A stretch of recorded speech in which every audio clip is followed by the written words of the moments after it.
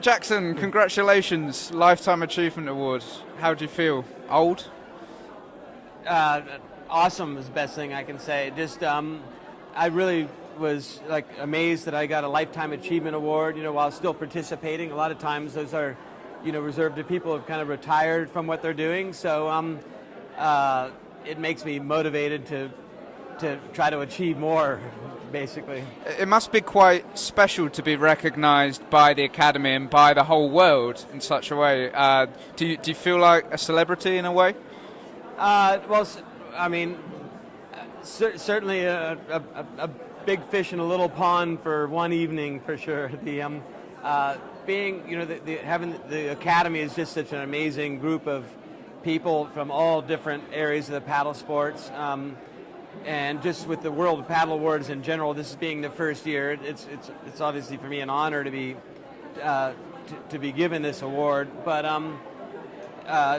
it's just for me, it's just awesome to see that all the different disciplines getting together and really honoring the people in all the different categories. Okay, let's talk about specifically canoe freestyle now. I mean, you've been involved in the sport for quite a long time now. So what changes have you seen in the last 10 years in freestyle? One of the things I like changing. I get bored with the same old. So freestyle has been a very extremely fast evolving sport. We're evolving new moves, we're evolving new equipment. Things are changing very rapidly all the time. That's something that's really attracts me. And for sure, over the last 10 years, freestyle has changed dramatically. If you go for the last 20 years, it's like not even the same sport. Boats are half the length, and the moves are incredible now. They're big aerial moves on waves and holes. It's a whole new sport. So it's like trying to stay on the front of that wave and try to lead that wave and invent new equipment and new techniques and that type of thing. It's a once in a lifetime thing. You can only do it one time. A sport like that will mature, and so I've just been very lucky to be in the timing in the sport that I am. And is that why you set up Jackson Kayaks as well? Is it you wanted to kind of change the sport from within, developing your own equipment, developing your own moves? What happened? You're very perceptive, really. I'm impressed. I just want to personally, I like making an impact on the sport. Like I feel like there was things that I could do that would make a positive impact on the sport with equipment. Kids kayaking. So my first kayak that I made was for 30 to 80 pound kids. That's 12 to 15 kilos, 8 or less than that. So little kids, of which, and then I had my kids that became like amazing kayakers, starting in boats that didn't exist before. And that's the kind of thing that Jackson Kayak was born for. So, our first kayak being a kayak that everybody said, well, there's nobody that size that kayaks. Why would you make a boat that size? Like, there will be. That's, and talking of your family, I mean, pretty much everybody is involved in freestyle. What's it like competing with Dane in the same events? Do you go home and tease each other, or do you give each other advice? Dane, obviously, when he was a little boy, I taught him to kayak, and I've been his coach his whole life. And then my son-in-law Nick came on, and my daughter Emily.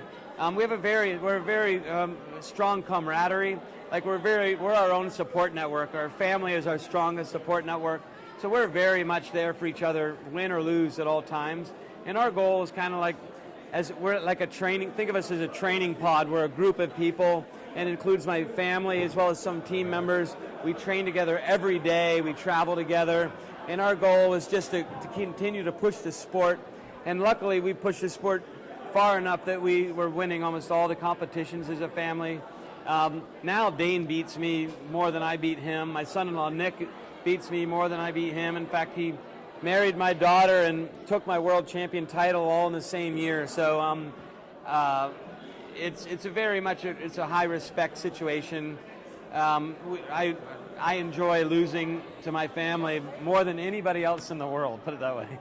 Okay, excellent. A final question then, looking at the future, are we going to see more increased participation, not just in the States but worldwide? Could we see canoe freestyle as an Olympic discipline, or what do you think? Yeah, freestyle kayaking, there's a lot of things in play.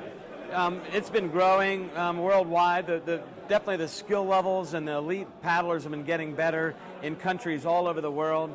Participation has generally been growing all over the world. It's been stagnant in some places in terms of the number of like high-level events, and the participation in those high-level events have been very much the same for like the last 5 years, for example. But at the grassroots level, you're seeing more people come in as well. So I think freestyle is going to have a long, good future.